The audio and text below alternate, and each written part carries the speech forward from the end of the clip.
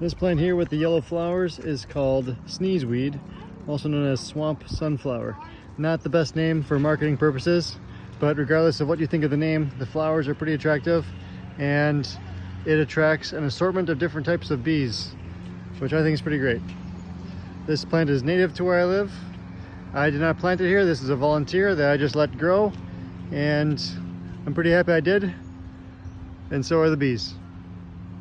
Thanks for watching, and grow native, my friends.